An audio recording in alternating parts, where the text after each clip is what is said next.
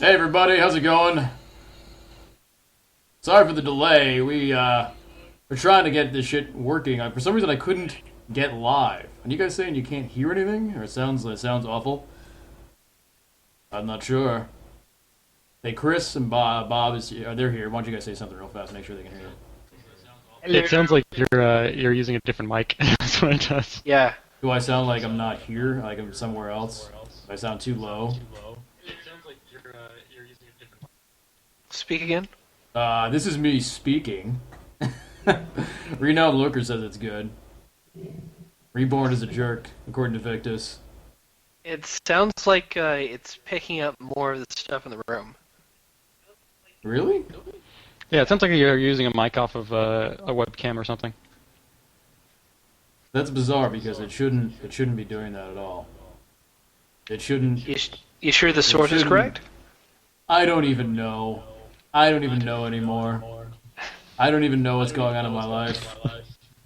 Maybe I should. We sound better than you do. I know. I'm sure. Maybe I should just try XSplit again.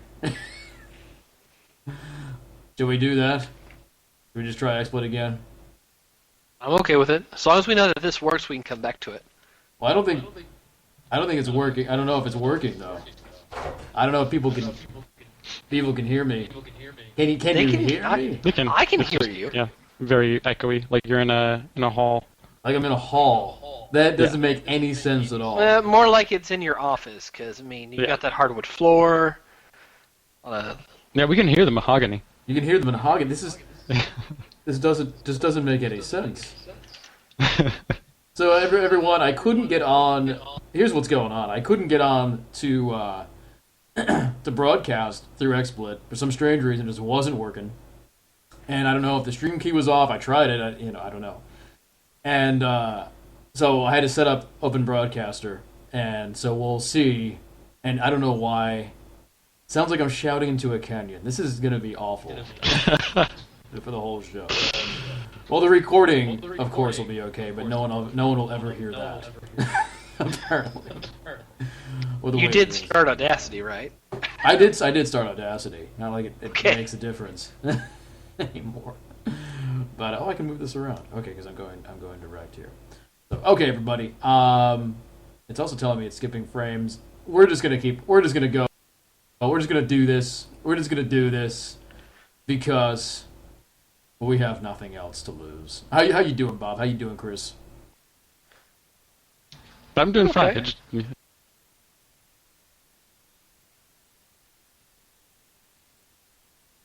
wow, weird. Good. So we have a lot to talk about. We Feed have pretty 'cause much we froze. didn't do one of these Hear last you, week. but I can't see any new frames. It's frozen on What's my that? face. Yeah. Oh wait, no, there we go. There we go. Oh, now you guys are back. Okay. We didn't do one of these last week. But so we have the Xbox release to talk about. We have the PlayStation 4 release to talk about. We have some announcements, some kind of important announcements that Bob and I kind of have. Yes. People are saying that they're in the vortex. This stream is just fucked. This is just a fucked stream. Yeah. It's completely fucked. Are you sure you don't want to try XSplit with the new stream key? Should we go back to XSplit? Let's do It'll that. probably be less ass than this. Let's do that because I think it's pretty ass. It's It'll the take you ass just a vibe. minute. So and people are getting major lag. Okay, guys, hold on. We'll be right back in 1 second.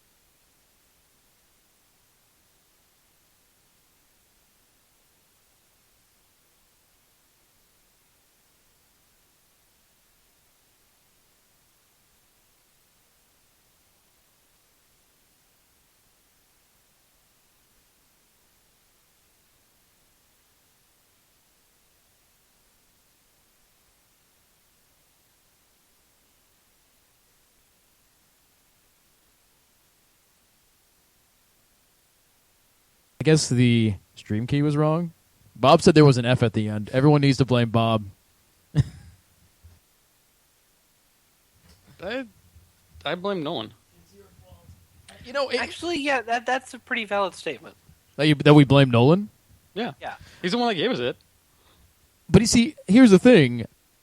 I use the same one that was in the settings Yeah. for us. Like, I use the same stream key that... So, people at home might not know how we do things here at 4Player. 4Player we have our own account at XSplit. We have a general site XSplit account. And no matter what settings are put where, let's say Nolan wants to stream and he changes a setting. When I boot up XSplit from Seattle and it loads up, the settings that load up for me are the same ones. We'll have the changes Nolan made in Austin. So that's how it works. And for some reason, it didn't work.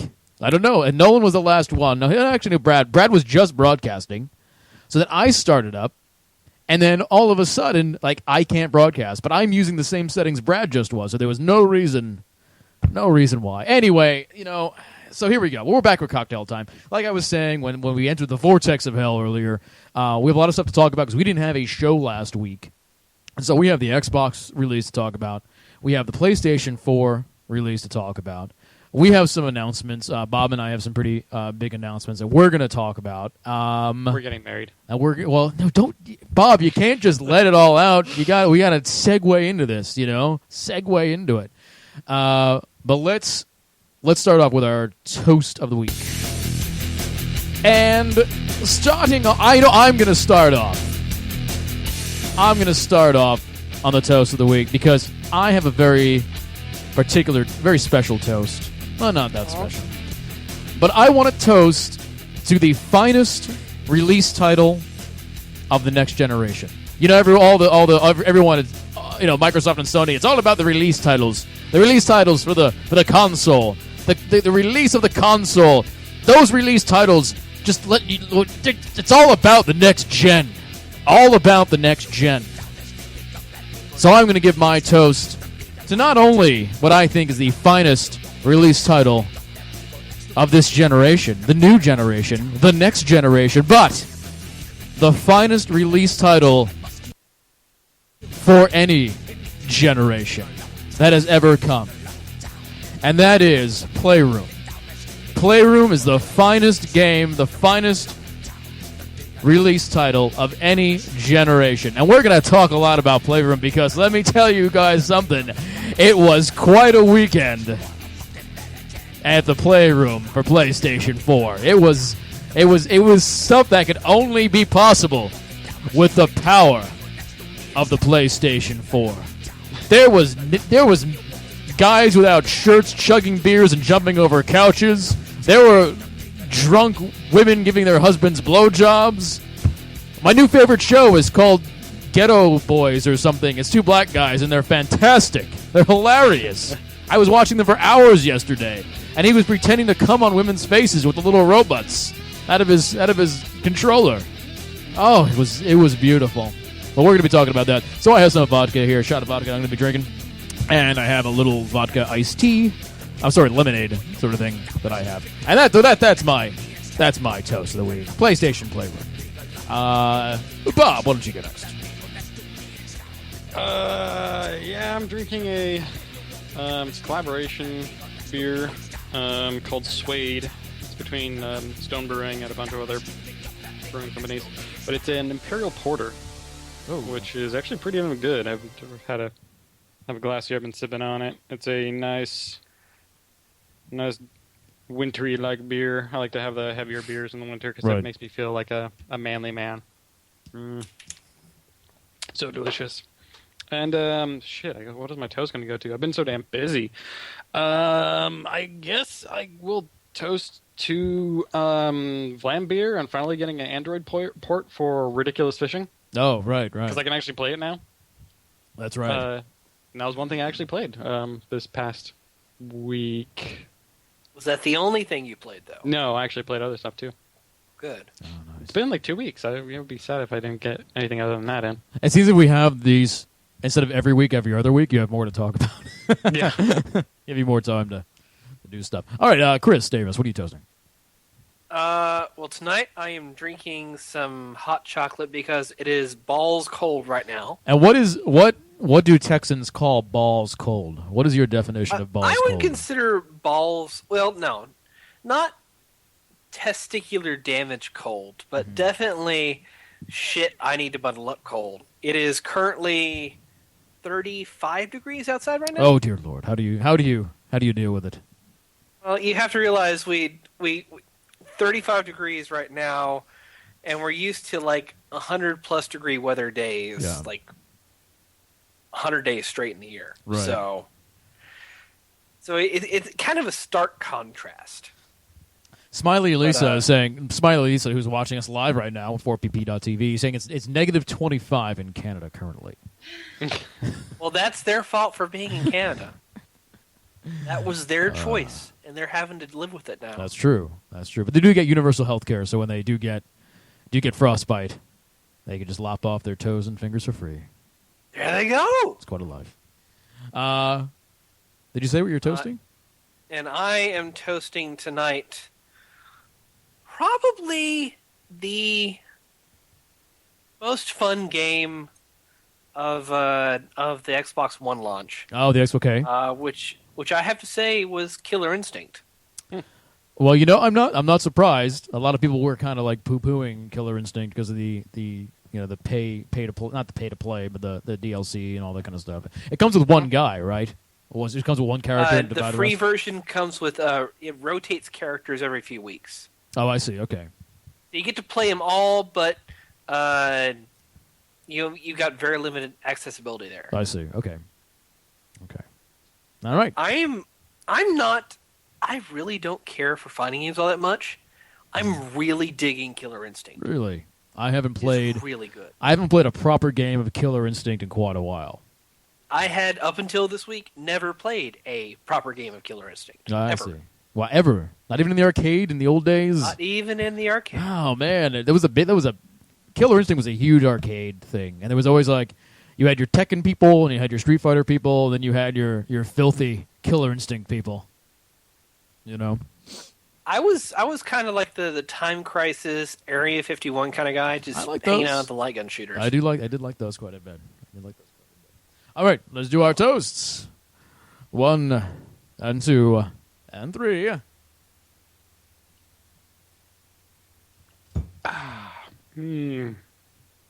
That's a good beer. That's pretty good. I was drinking on Sunday. I'm thinking about.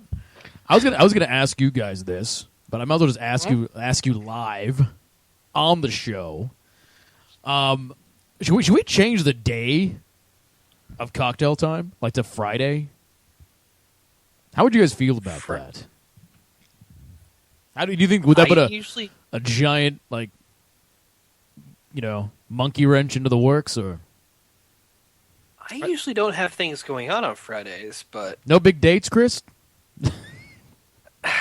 only with this. Right, Yeah. right. Well, you can do that on cocktail time. Yeah, I can do it during the commercial break. What is it? He's a quick shooter. Bam! Fast on the draw. Fastest hand in the West. Fastest hand in the West. It's all business. I just got to get it done. Right. It's not for pleasure. It's not pleasure, baby. It's business. I got to murder some kittens. It's just something I'm thinking about. The whole doing it on Sunday night, and there's work the next day, and it's been a long. You know what I mean? That maybe it'd be a better show to launch a weekend rather than wrap it up. Yeah, possibly. Yeah. How do you feel about it? How do you feel about it, Bob? I'm going to be drinking more probably, which is not a good thing. I was thinking that would be a good thing. Yeah. I mean, it would take over. I'm assuming it would take over your slot that you were putting towards Connect games, but you really don't have that many to work with anymore. Right. Nope. And I kind of want you to have fun and be happy in your life. No, you don't, Chris. I kind of do. I care. And then, since it's also a Friday night, then if I have nothing going on, I wouldn't be remiss to like play some PS4 games or something and stream or whatnot after the show. You know, we got to talk to everyone else about it, of course. But I think it might be a little bit better. And then then you have I have 2 days to maybe someday get another show up in podcast form instead of. Because I think sometimes what happens is we have the show on Sunday, right? We finish the show around 10 o'clock, sometimes a little bit later, depending on if we start late or we just get into talking about stuff. Because, it's 8:40 already. The show is supposed to be halfway over at this point, almost. But we finish at 10, and then we usually, hang out after the show for a little bit. Sometimes if Chris forgets to shut off his Google Hangout, we have a good time just watching him watching him do his thing. Oh, yeah. That was one time. But then, Sunday night hits, and then usually I have to do a couple of things, and then boom, bam, Monday, work day, and the work week and stuff. And it might even be easier for me to get shows up if I have that Saturday and Sunday buffer to kind of just, throw it up there instead of being hit and smack in the face with a Monday morning the next day. So it's something I was thinking about, so I wanted to bring it up to you guys and see how you guys felt about it. So I originally made it on Sunday nights because I figured, I don't want to eat up one of my other weekend days, in case I want to do something. But honestly, even if I go out or do something, I'm usually not going out till 10 o'clock anyway. Tell you the truth. Yeah. You know what I mean? It's early enough to still we're go done out. by 10 anyway. Yeah, go and do stuff. So we start at 8 on Fridays. That still gives, we can still do that. But I don't know, how do people in chat feel about that? And we maybe we can make that change. Maybe I'll talk to the other people at 4Player and see how that works with everybody else's schedule and stuff. But Anything would give Brad more time to play XCOM. It would extend Brad's Sundays fun days if that's a thing he's doing now. But yeah, I guess it really depends on when other people are more available, on Fridays. Yeah. If people are more available on Fridays to cover the stream, then I think that people like Nick and Nolan and stuff, I think they're more apt to go out earlier on Fridays. So I think sometimes Fridays are kind of difficult to find people, Yeah. But if we have 2 hours already just kind of taken care of, then that might make things a little bit easier. So, anyway, If Chris's date is always right next to him, well, hell, he's available. that's true. It's got a little wig and googly eyes for your hand. Oh, I've got enough cat hair around here to take care of that. You can do it. Yeah, you can I just definitely need do it. googly eyes. Yeah. All right. So let's talk about these releases because we need to get it. We need to get into the meat of this. I want to hear. I guess I could talk about PlayStation 4 real quick. It's great. I don't know what else I can say. It's a next gen console. The games look great. I've been playing a bunch of Killzone, Battlefield, of course, which has been a mess. But it has all the nuances that I kind of expected. I will say that the PlayStation Network is kind of dead right now. There's not much going on there, and I'm looking forward to them beefing that up and hopefully getting a lot of stuff that's offered on the PSN for the PS3 over to the PS4 because, all those PS classics, I want to play those on the PS4. I don't want to have to be transferring over to my PS3 to do it. It's just kind of a pain in the ass. I feel you, but Nintendo had a shit time doing that. I think Sony's going to have the same issue. So what It'll be was all about license fees and transferring stuff. It's going to be expensive for them. And so they're going to have to be even more selective in the games they put up on there. Really? You think so? But they just Yeah. own it. Okay, they just throw it on there. Well, it's the licensing fees, and hell, there might even be some royalty issues that they have to go through. Yeah, no, that's true. That's true. But I'm looking forward to that stuff coming up. The pause feature is great, and the Xbox One has that as well. The share feature is really cool, where you can share the last 15 minutes, and you can actually cut it down. And the big problem with the share feature actually on the PlayStation, and we'll get into this a little bit when you talk about the Xbox One, but it's not really as much of a robust feature as Microsoft is offering. Because you clip out clips or whatever else. Well, actually, you can't clip out a clip until you're about to send it. So I can't just access the clips on my hard drive on my PlayStation 4 and edit them and keep them on my hard drive. I don't think. And you can't do anything with those clips, really. You can't put them to YouTube. You can put them up to Facebook and Twitter, and that's it. Yeah, And that's it. And They don't live on your profile, because I'm hearing about people going to the Xbox. People on Xbox are just going to people's profiles and watching their clips, and I'm like, that's awesome. I wish I could do that on Sony's side. And you can also once you put on the Xbox, for example, once you put it on the SkyDrive, you can port it to everything. So YouTube, fucking Vimeo, it doesn't matter. That is nice. And I'll tell you what, that's when Microsoft was talking about the power of the cloud and all that kind of stuff, and we made fun of it, and I think rightly so. But that's the shit they're talking about, and that's cool. Like, that whole SkyDrive thing is really neat, and I think it's something that's really lacking on the PlayStation 4, and I really am feeling like I'm missing that aspect of things. They can still fix it later. They could add on stuff later, but I'm definitely missing that. There's social integration stuff's a little bit better than the PS3, but they're still, once again, kind of lagging behind a little bit. I think Sony's just always going to struggle with that stuff. Microsoft has just really, shown themselves to be a leader in terms of getting gamers together on the system and on the console and having them share stuff, and they've always been good at that.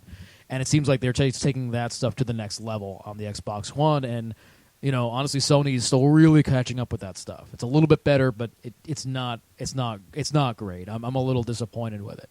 But overall, I do love the system. The controller is fantastic. I actually like the DualShock 4 more than even just the 360 controller from Microsoft, honestly. And I was not a fan of DualShock 3. I despised DualShock 3. But DualShock 4 is really great. Both of the Sony controllers last gen were pretty shitty anyway. Yeah, no, they were. But, that brings me, of course, to Playroom, which is so fantastic. Let me tell you something. When streaming first started, it was kind of the Wild West, and everyone just did whatever they wanted to do. And it's been around for a long time, and streaming has matured, but there's always been a high price of entry for streaming. You need a good computer. You need to know how to use the programs. You need to know what all these settings mean. You need the right kind of video card. You need the right kind of wires, all this kind of stuff. It's easier than it ever was, but it's still, if you're streaming on your PC and doing something like we're doing right now, it's there's a barrier to entry there. What Sony has done with the PlayStation 4, through the power of the PlayStation 4 and their camera and this game Playroom, is they've lowered the barrier of entry down to a button press and given it to 1 million people. That's a dangerous proposition, as we have come to learn. And with the camera, when you stream a game, it'll show your face. But if you use Playroom, of course, it shows the entire room. And so all weekend, people were just using Playroom to just show themselves drinking into oblivion, smoking weed. One guy was showing off his guns, as someone was saying. There's been nudity. There's been a woman who gave her husband a blowjob. And Twitch is, shutting down these channels as fast as they can. But so there was I first found how I came upon what this has been. And it's been fantastic. As a man, a beautiful man. A beautiful, beautiful man. I go into live streams, and they all pop up. And the first one I see is just this shirtless guy. And they're not moving. They're just, they're clips. And there's this shirtless guy. I'm like, what's this shirtless guy doing? So I go into it because I'm like, I want to see this. And it's this wonderful soul. And his name is Devious Hamburger. I want to be Devious Hamburger's friend. He is really something. So he was drinking quite a bit. And then smoking weed.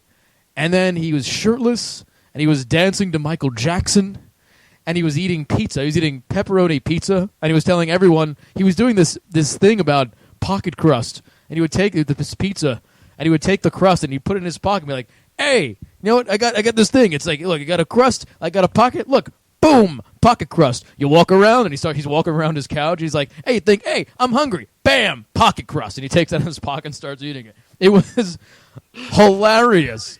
Yeah. And then he was chugging beers, and chat was timing him, and he kept on trying to beat his score live on the Playroom.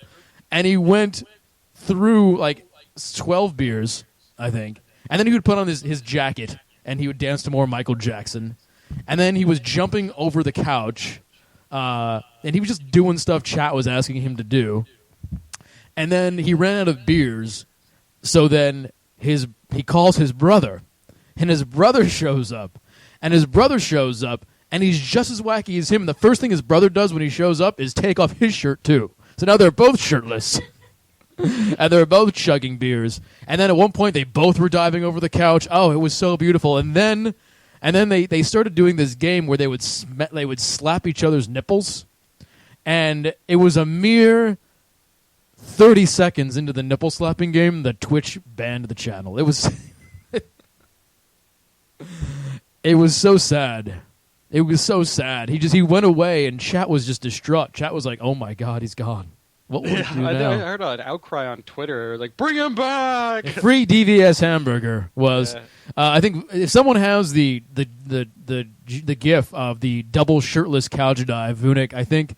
Oh God, I think really? there is. I do have it somewhere. I put it on my Twitter, but my Twitter at the Joseph Christ. But I think it's out there. I think Vunic can probably put it on the thing. So that was like the start of it. That was the start of it. Did you see the part where Pocket Crust turned into crotch? Yes, he put an entire piece of pizza down his pants. Yeah, and he had then crotch he's like, slices. you think you think that's just it? And he reaches real deep into his pants. He pulls out a chunk of cheese that fell off the pizza. It's like crotch cheese, and he eats it.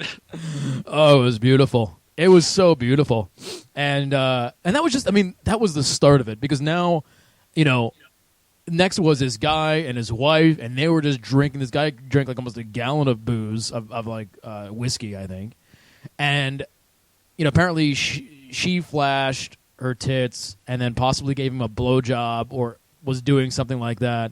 And then it got kind of weird because I think later, like, the feed just sort of popped on and she was completely naked and passed out on the couch. And it was, like, within moments of that Twitch banned that channel. So they're not sure if, like, she got naked or she passed out and he, like, took her clothes off and started the stream again or what. So... I didn't see that. I missed that because they were getting tired and passing out. And it was like 3 o'clock in the morning here, and I was watching. And I was like, all right, I guess they're not going to do anything crazy anymore. And Dark Cobra, that was the guy's name. And I guess after I left, that's when he stripped her while she slept, I guess, and turned the feed back on. I actually just watched a giant stuffed gorilla give a guy a hand job. On Playroom? Yeah. Really? Yeah. This is fantastic. I guess they have a giant stuffed gorilla in there. It's alive right now, and the guy's girlfriend grabbed the stuffed gorilla. Uh-huh. It's huge. It was bigger than her. It's like twice the size of her. Right. And she sat the gorilla down and just kind of waddled over towards the boyfriend and controlling the arms from behind, and then started just like miming a jacking off motion as he sat on the couch.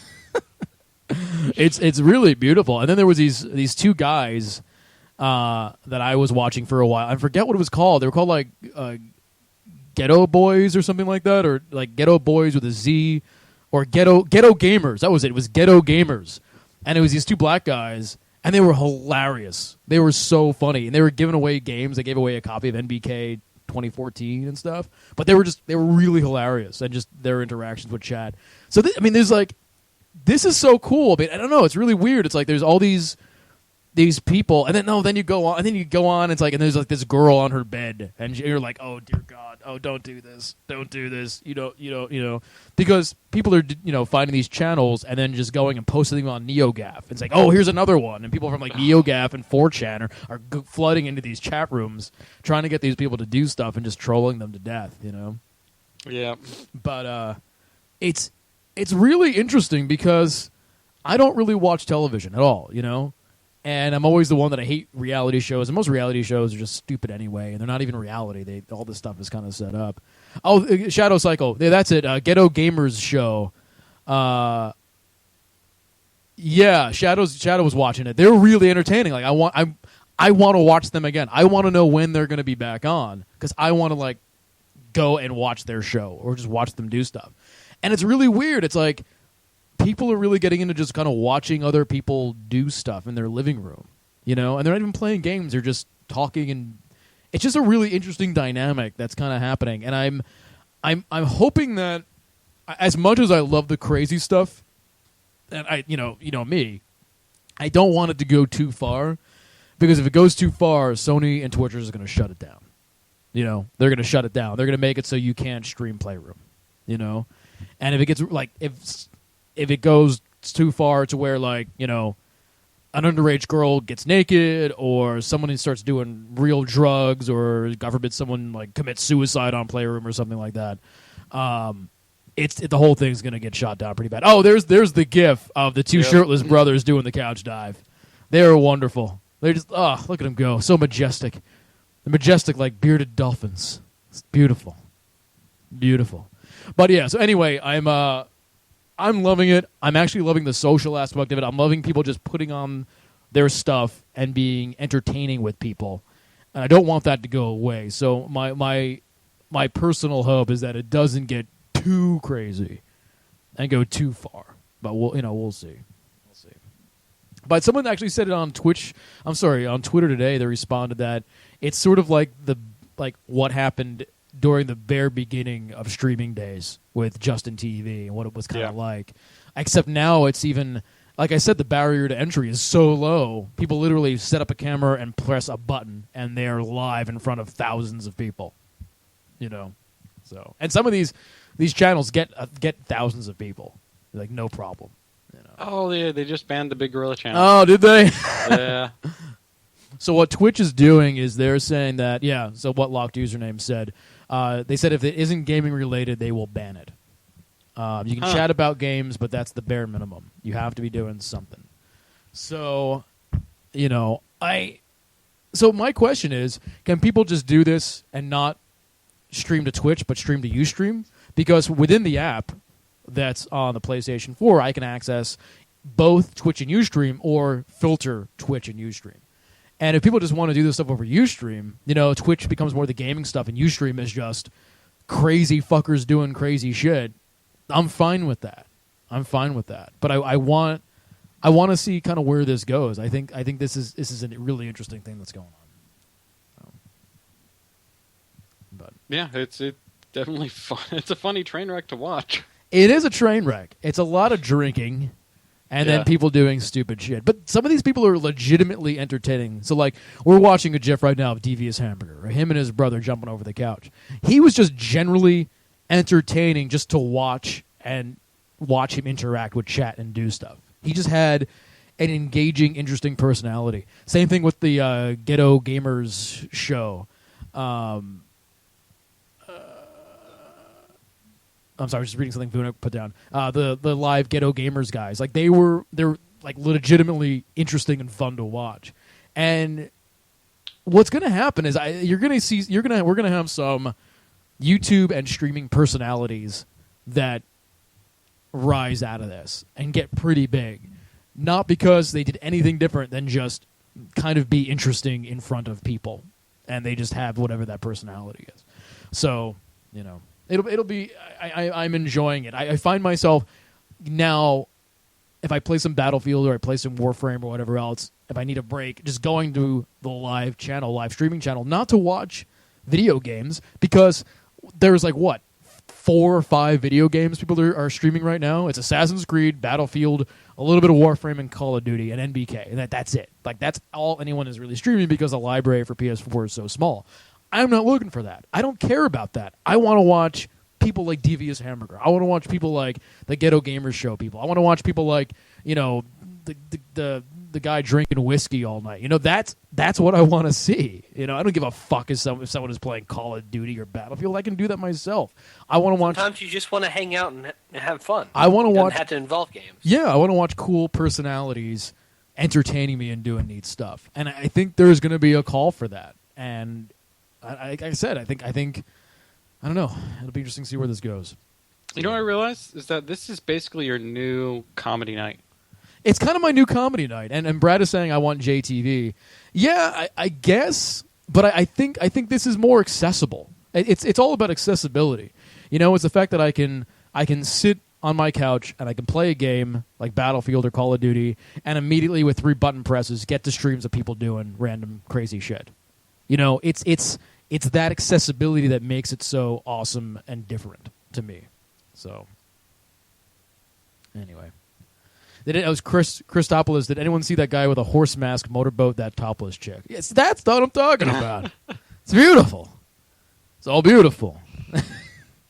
So anyway, going back to the PlayStation 4, I'm really enjoying it. Like I said, it's still in its infancy, but I'm very happy with my purchase. But like I said, I want to hear from Chris now about the Xbox One.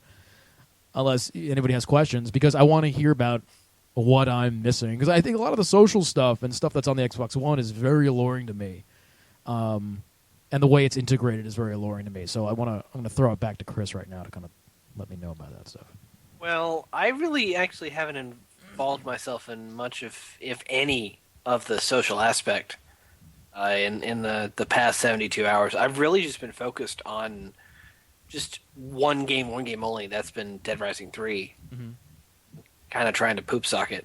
Yeah. But I tell you real quick, not to cut you off, but I was playing a lot of PlayStation 4, and then I was watching you play Xbox One, and man, you know what? I miss Chivos. I really miss Chivos. Just seeing those Chivos pop up with the new graphic and stuff. That's what happened. Like you were playing, and I saw the.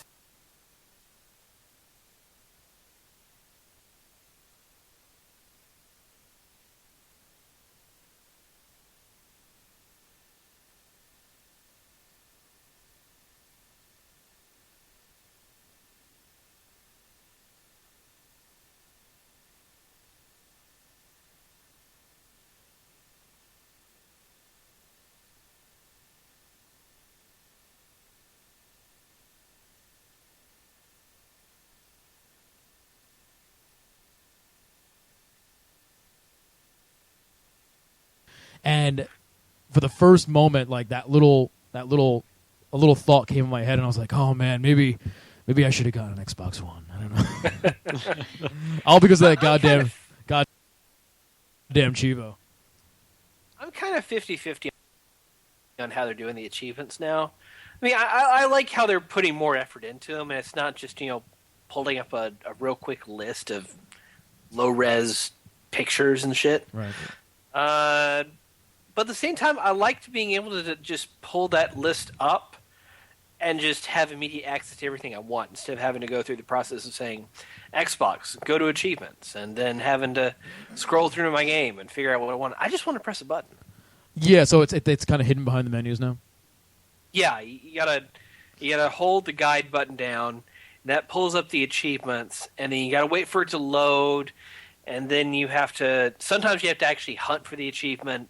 Mm-hmm. Sometimes it'll actually bring you to the proper one. I mean, it's kind of clunky now.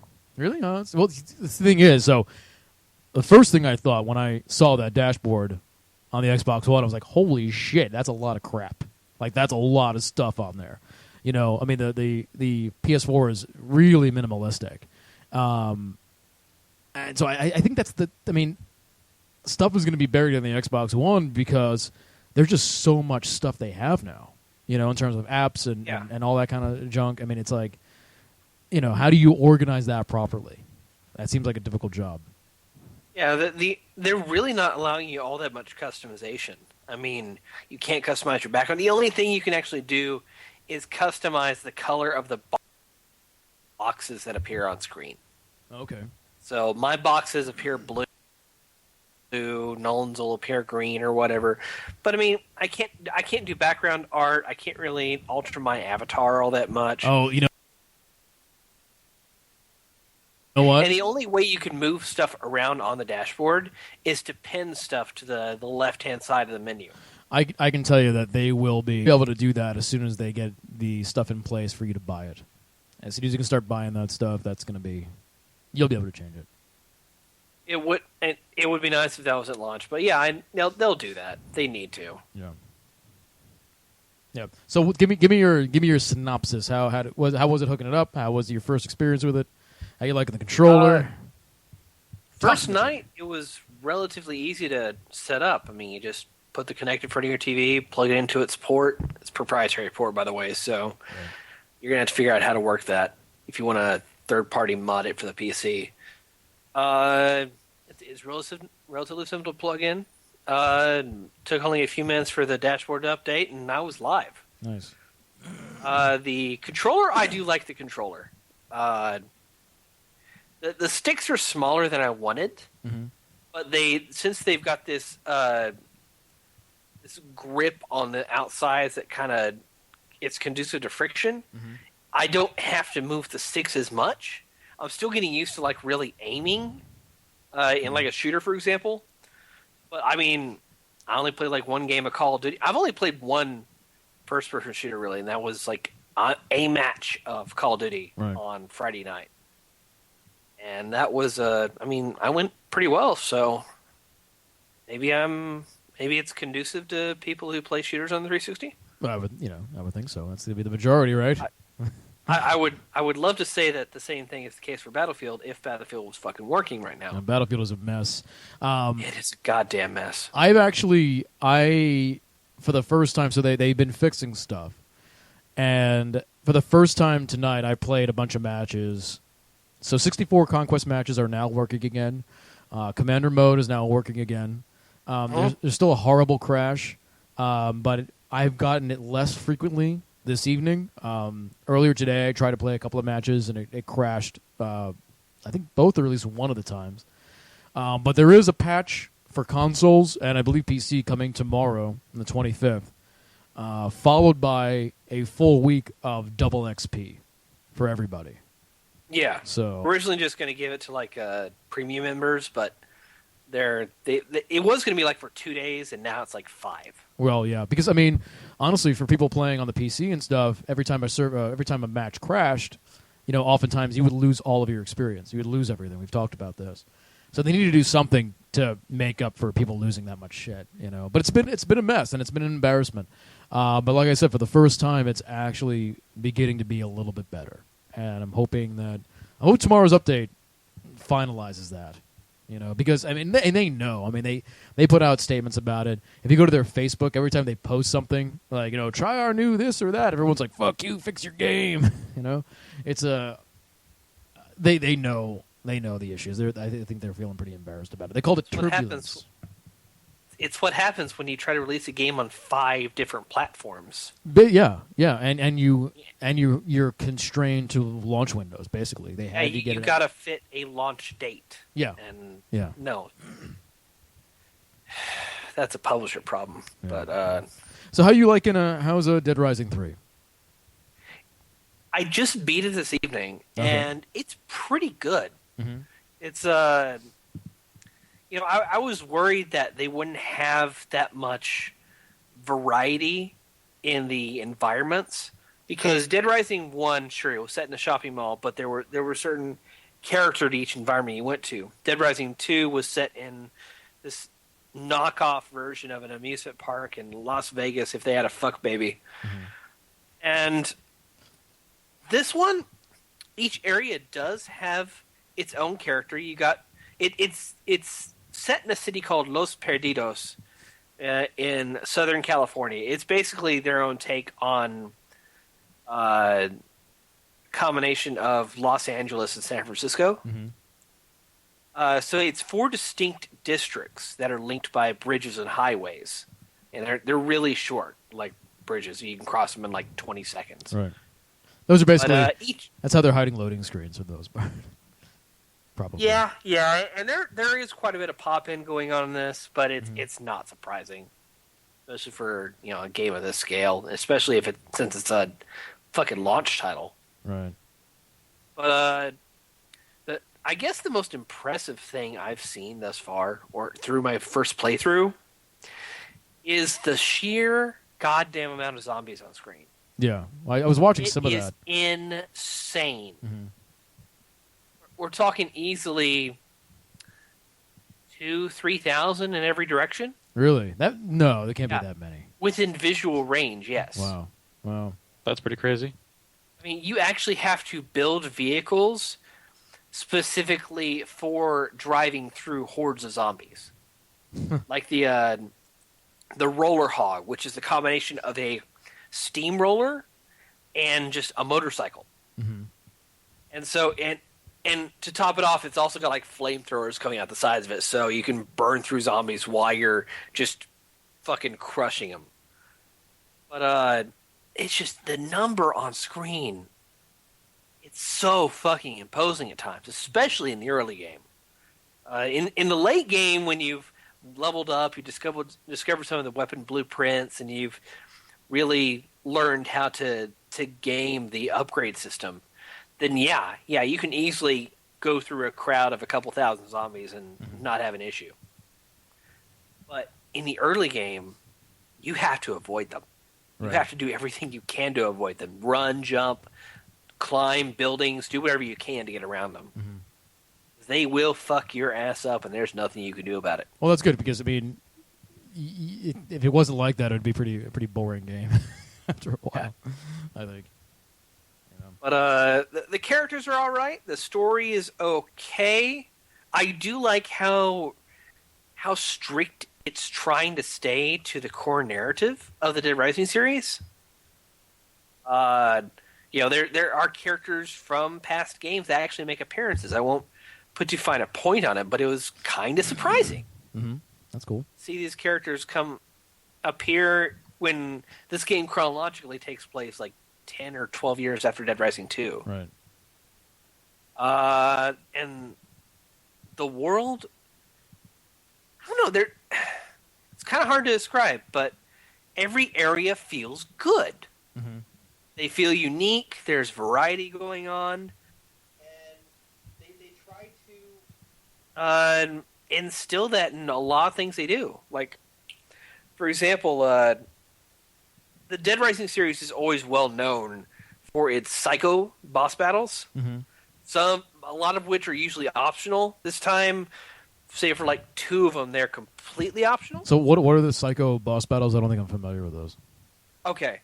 So in each game, there's always been these bosses, usually optional bosses, that will reward the player for exploration with points and special upgrades and shit like that. And this time around, there's only 7 of them, but they're called they're named after this. They're all designed after the 7 deadly sins. So each one has a unique environment, a unique attributes, unique ways to fight against them. Like, for example, there was this one boss battle.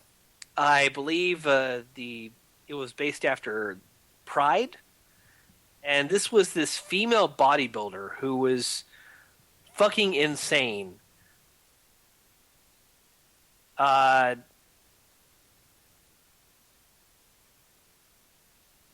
And basically, first off, the boss battles are incredibly easy to fight. It's astonishing how easy to defeat a boss it is. The game also uses a lot of Kinect commands. I mean, pretty much every aspect of the game has some Kinect integration to it. Right. Whether it's drawing in zombies, whether it's distracting bosses. Well, as a launch title, they were certainly going to do that. Oh yeah, they were going to do that, but I didn't expect it to be this degree, especially with the third-party title.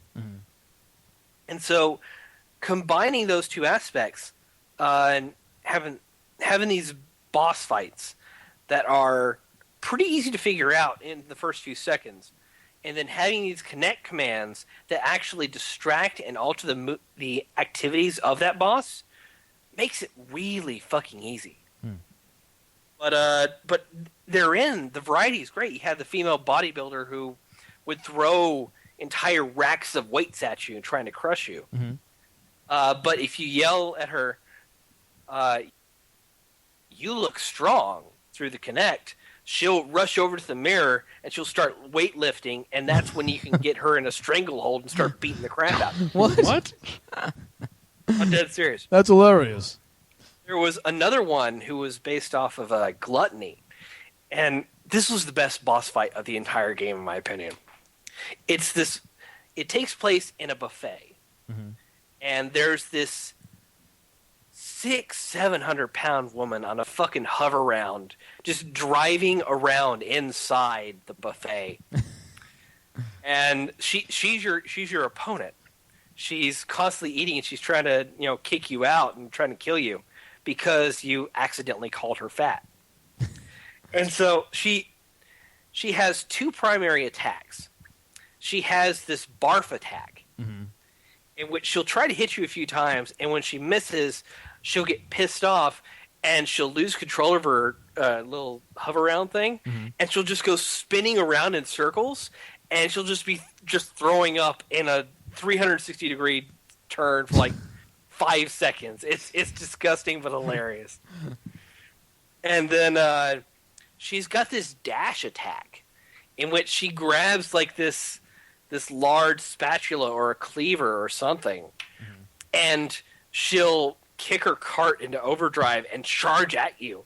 And if she catches you, you're stuck on the cart for a second while she's fucking stabbing you with her butcher knife or fork or whatever. But it's hilarious. You can yell at them to the Kinect, "I'm hungry," and she'll rush over to the buffet and she'll just start stuffing her face. And you can run over and do a QuickTime event where you start force feeding her and her health starts going down. I need to see videos of these boss battles. I've got a couple set up.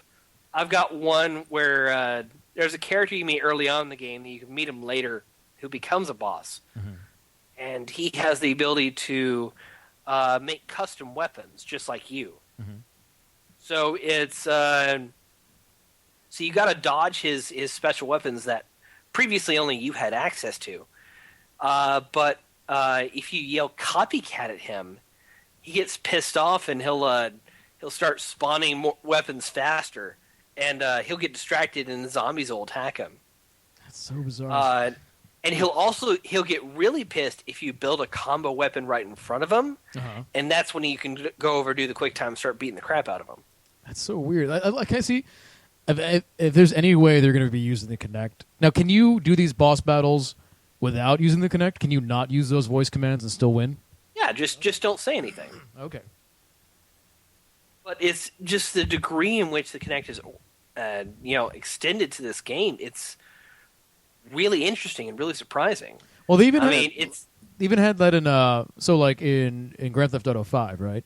If you're playing with a mic, you can when you are holding up. When you speak, your character will speak. No, not only that, but when you're holding up stores with the cashiers, if you start yelling at them through the mic to hurry up, they'll go faster. And when you play Grand Theft Auto Online, and this isn't in the single-player game, but in the online portion of the game, if you go to the strip club, you can get the stripper to like you during a lap dance, not only just by touching her, but you can actually start like giving her compliments over the speaker, over the mic, to raise her like meter. Yeah, it's that, but it's taken to this degree. Right. It feels almost unprecedented. Well, it seems like if they're going to be using the Kinect for anything, that's going to be a good way to do it. And it's not only the Kinect integration, but it's also the smart glass, the second screen stuff that kind of surprises me. If you have the tablet, and you download the Xbox One Smart Glass app, it streams directly to the Xbox One, or from the Xbox One, and it gives you like access to alternate little things, including side missions and ability to call in like air support and shit like that. Wait a second, real quick. Carlos just said in chat over at 4pp.tv, when you do that in GTA Online to the stripper, you talk to a stripper, it broadcasts what you are saying to all the other players in this session. Does it really? Because that makes me want to go back to Grand Theft Auto Online and capture people doing that. Carlos found out the hard way. That's why you have party chat. Carlos, did that happen to you? Did you find this out the hard way? You had a bad experience. Do you have a bad experience? Of course, he's always the gentleman. So he's like, "I like your hair. You are very pretty." Oh, actually, there's videos of kids awkwardly hitting on the strippers. Oh, God, really? Oh. Oh man. I don't know if I want to watch this or not. I do. Oh no, that's how to weaponize duct tape. That's not what it is. I'm not going to watch this now. I'm going to save this for later, I think. GTA Online, flirting with strippers, to favorites. Okay, added to my favorites. There's a funny video of a guy scolding a stripper. Oh man, this is. How could you overlook that? Could you overlook that? Anyway, more Xbox One. Anyway, I mean, Dead Rising 3, it's a pretty decent game. I'm about to go back and play through on Nightmare Mode. Okay. Which it does feature a New Game Plus option. Mm-hmm. So you can port over your character. Which, by the way, I forgot to mention, they've thrown out the old style of just character upgrades coming as you level up. Mm-hmm. You can actually earn attribute points. Attribute points, actually. Attribute. There you go. That's good. When you say attribute, it's like, oh, give me tribute. Yeah. These attribute points you can actually customize and apply to different aspects of your character now. So it kind of feels like an old style RPG in a way. Oh, that's kind of cool. Okay. So you can customize. You can upgrade the life of your character. You can upgrade their melee capabilities, their range combat, and you can also upgrade the rate in which you upgrade vehicles. What tools you can use to upgrade those vehicles. So some, and as well weapons. Like for example, you can. Okay, my favorite weapon is called the Electrofire Staff, and the first stage of it is the Electro Staff, which is the combination of a battery, a car battery, and a traffic light. And it acts as like this AoE striking bolt of lightning, which you can also hit enemies with. Now, if you attach a propane tank to that, it becomes the Electrofire. So you've still got that those bolts of electricity you can fire, but if you press Y, which is your heavy attack, it switches from that to fire-based combat, in which it shoots out like spreaders, bolts of fire that just mows through zombies. That's very cool. It's incredibly effective. And you said you can also make vehicles. Oh yeah, you can. Cool. So I mean, like I was saying, those are the specific components of that weapon. But once you've put one of your skill points into the components that belong to those weapons, those ingredients, then you can use any component that belongs in that skill set to build anything. I see. That's so cool. I don't need just a battery and a traffic light. I could use like a portable stereo and a loudspeaker. So they really went all MacGyver on this shit. It's really built for like making whatever you want. That's kind of cool. See, I like that. I've never been a big fan of the Dead Rising series, but this does sound a lot better than they've been in the past. To tell you the truth. They flesh this out a lot more, and yeah, that sounds good. it's definitely worth giving a shot. I wish y'all would have gotten an Xbox One so you could experience this game. Well, maybe someday. I'll experience Dead Rising 4. Well, is Dead Rising 3 a timed exclusive, or is it an exclusive? It's an exclusive. See, I fucking hate exclusives. That needs to stop. They need to just stop the whole exclusive thing. Yeah, that's not happening. I know. It just sucks. It just sucks. Because there's good games for everything, and I think everyone should just be able to play whatever the hell they want. I hate this exclusive shit. But, all right, let's do this. Let's take a quick break, and then when we come back, maybe a couple more things about the Xbox One, and then Bob has a game he played he wants to talk about, and then we have our announcements and all that kind of good stuff. So stick around. We'll be back in about 5 or 10 minutes. You're watching Cocktail Time Live over here at 4playernetwork.com.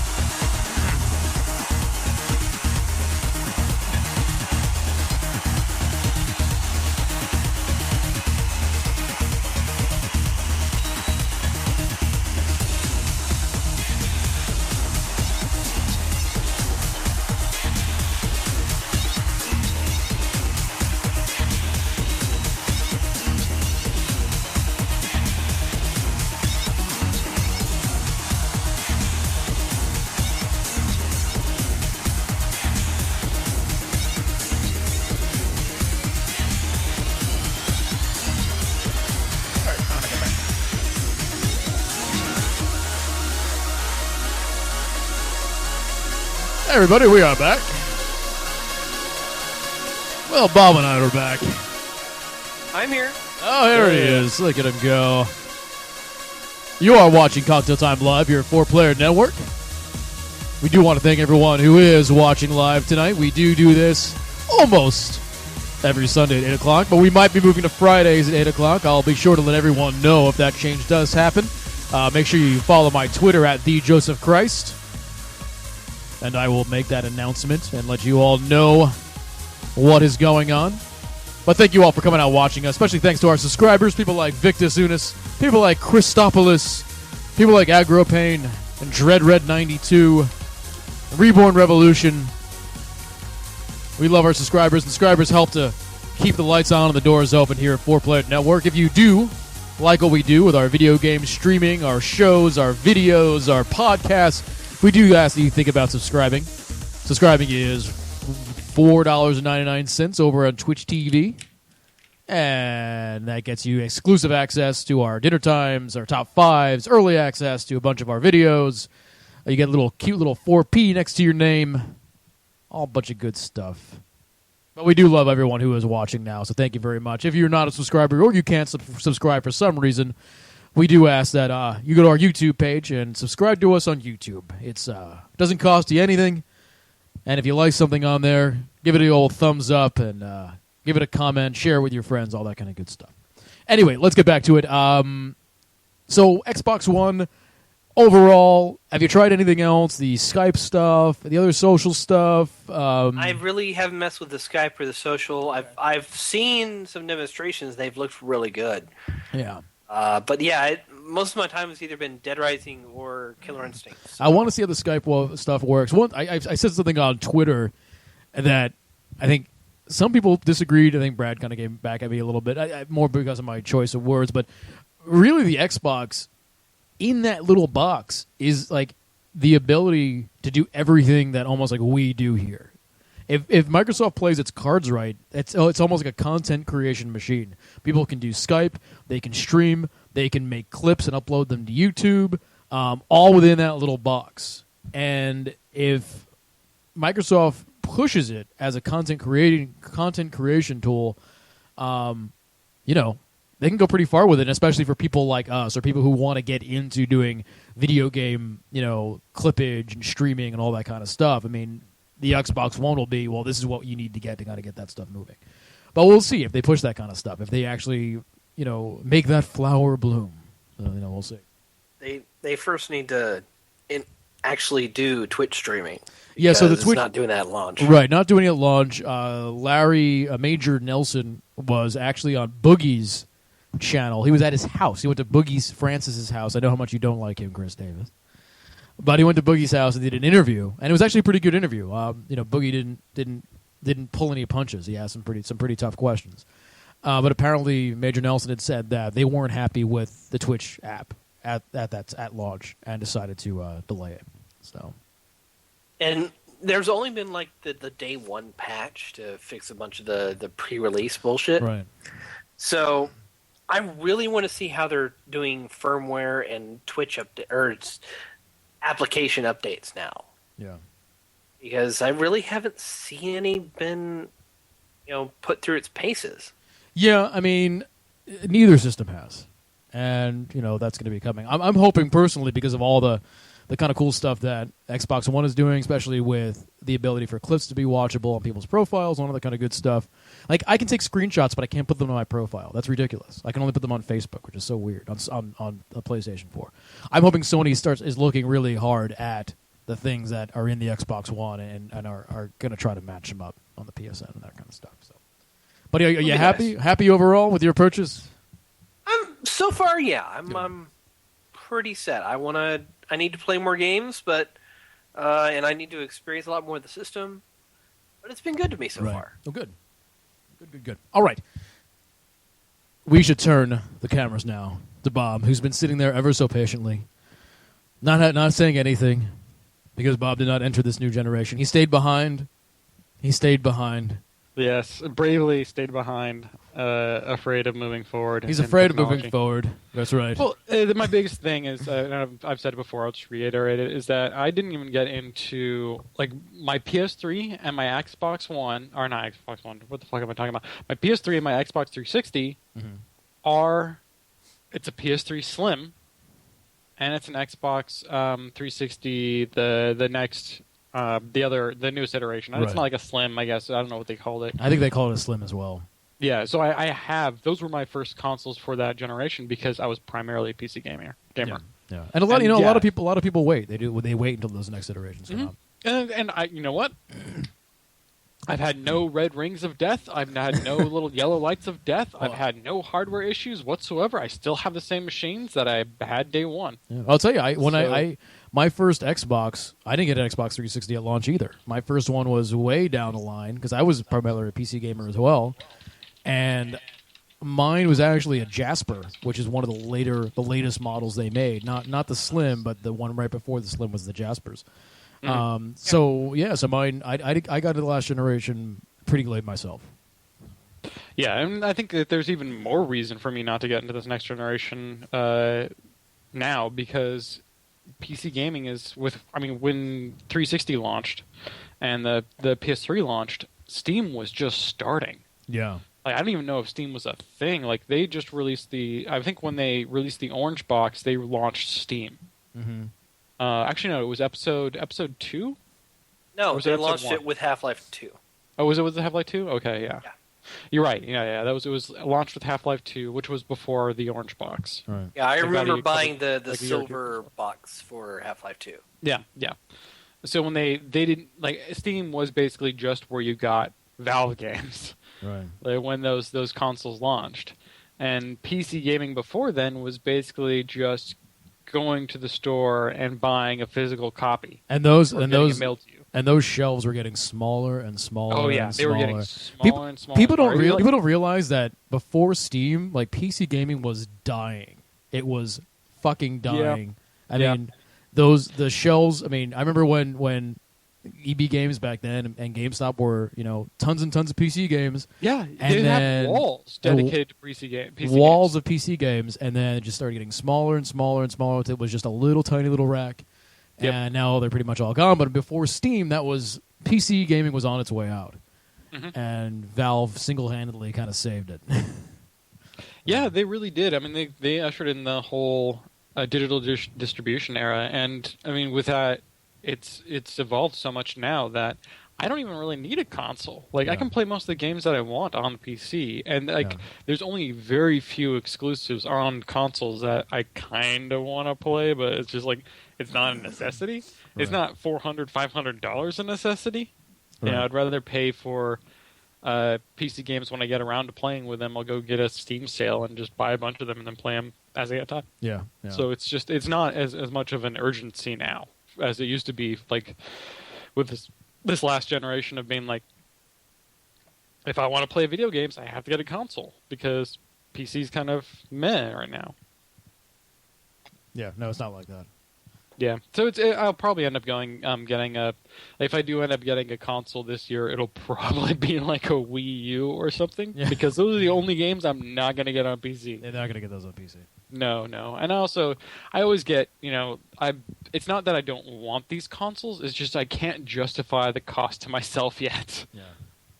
So eventually it'll be I'll get to the point where it's all right, there's enough functionality on here, there's enough games that I want to be able to use it, or I'm going to be porting my own game to these consoles and I'm going to want one in my home so I can actually fucking test it on. Right. That kind of stuff. But you did play other than that, But you did play something new, right? I played actually a couple things new. What'd you play? For one, actually this is kind of a news story. Humble Bundle opened a store. Really? Yeah, they opened up a it digital opened distribution store. and wow. Yeah, they put every day they had different games on there for like really reduced prices, like 30, 40, 50% off. Mm-hmm. I think things like Super Meat Boy were like $1 or $2. Nice. And just a bunch, like a really good wide variety of games. Even they had like some AAA titles on there. Really? It was really good. And it's still up. You can go check out. It's humblebundle.com.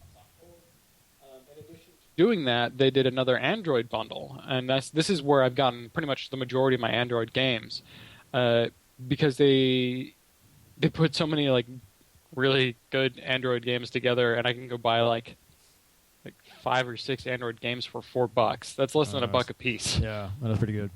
Yeah, and this last bundle, I got the new Android port of Ridiculous Fishing. Aha! I still have not played Ridiculous Fishing. Same here. Yeah. I've wanted to, but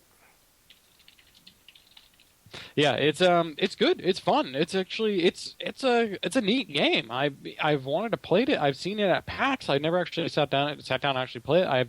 There's a ton of iOS games I want to play. Eventually, I'm gonna force myself to get an iPhone or something like that because it's inevitable. My phone is the opposite of smart. Right. And being a really tech savvy guy, that's kind of. Do you still have a sad. flip phone, Bob? It's not a flip phone. It's a step up from a monochrome display. Oh. Let's put it that way. Wow. There's no camera on there. It's a $15 disposable phone. Oh wow. Yeah. That's Tara's phone. That at least has a camera on it. Yeah. Mine can't even, and that can play music. Mine can't even play music. Wow. Are you just not a phone guy? Is that what it is? I just don't again. For me in technology, I'm really into it. I'm up on it and whatnot. But I need to justify Right. the purchase for myself, which is why I don't have any like handheld devices other than my Android tablet. And the justification for my Android tablet was because I needed something to use for travel. Right. And it actually docks in. It's kind of like a really nice miniature laptop, and you can do a lot of things with it. Being just kind of a nice laptop that way. And I can SSH to my Linux machines, work from there, and it's very useful that way. But if we're like a Oh, did I lose Bob? I might have lost Bob. Bob, did I lose you? Hold on. Oh, the call dropped. Well, that's wonderful. That's just wonderful. So as you can see, everybody. Oh, there it is. Hello. Hold on 1 second. Okay. Are you back? yes, Okay. There you are. All right. yes. So Android tablet. Yeah, so I've been playing a couple games actually on Android. I've been playing Ridiculous Fishing, as well as Star Command. Star Command? Oh yes. Is that it? forgive me, isn't Ridiculous Fishing the one by Van Bleer? Vlambeer. Okay. Not Van Bleer.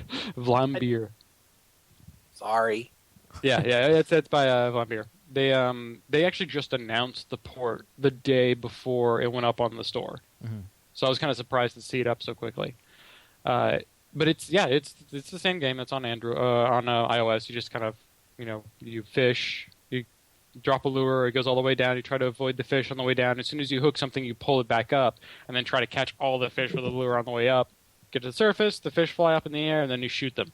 Mm-hmm. And you get a bunch of upgrades. It's really visceral. It's kind of fun because there's a lot of feedback and vibration and screen shaking and just kind of tapping all these things and blood spraying everywhere. It's a lot of fun. It's a fun game to just kind of sit there and just fuck around with it for 20 minutes or so. It was a port, I think, done by another company that just, from what I understand from the press release, they basically they'll take the code and they have their own kind of translator that puts it into Objective-C, which is what iOS uses, and then it'll compile the game using that. So there's very little human interaction other than just trying to link things together and make it work. But that can also lead to problems. At least that's what I understood from what they were saying with the press when they were talking about the company that was doing it. Right. But they've been updating it recently. It's been getting much more stable and everything. So it's great. Star Command is awesome. It's basically like Is that the one Jeff was talking about? Yeah. Jeff's played a ton of it. It's like FTL but for a tablet. Right. Yeah, it's very much. it's a lot easier than FTL, where you can actually let's see. So, God, there's really no other. There's different things you can do in assigning your people to work in different stations. Like every aspect I think of it to try to differentiate it from FTL is actually Right on the money. they're the same. Well, it takes place in space. Very different from FTL. The roguelike. No. You have your own crew and then a spaceship, which is a ship. Yeah. Unlike water ships, it's a spaceship, which means it's in space, Sails in space. not the water, which is different. The cool thing with the Star Command, that game though, is that it has a lot of cinematics in there, and they're done in the style of like an old Sierra game.